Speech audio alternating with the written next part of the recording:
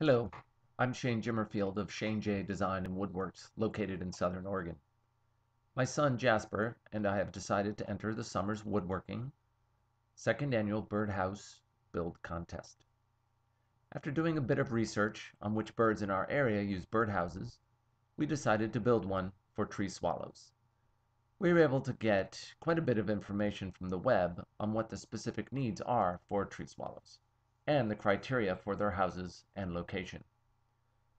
We live across the road from a small primary school, woodland school.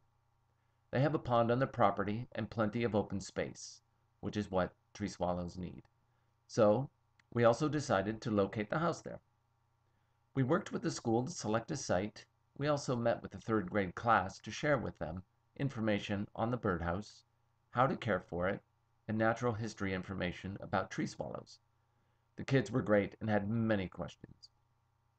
They were very curious about the contest and how they might enter, so we'll have to see what they bring to the contest next year. Our birdhouse is built from old-growth redwood and sugar pine. Both are very weather-resistant and local. The redwood came from a log that was salvaged from the bottom of the Eel River just south of us in Northern California. The log has probably been sitting on the bottom of that river for over 100 years. It still has the handsaw marks and footholds. The grain is so tight, about 30 plus rings per inch. It's so beautiful and dark. The sugar pine is from a tree that fell on someone's property here in the Applegate Valley. These two woods complement each other in our design very well. I got the outline for the design from the sconce at the Greene Greene Blacker house. My son came up with the design for the roof, and we collaborated on the hanging steeples. We used bamboo skewers for the pegs, a little something I learned from the Wood Whisperer. They had great detail without being too dominant. My son loves to watch woodworking videos with me and has begun to work wood a bit. In this build, he helps with design, sanding, drilling, and finishing.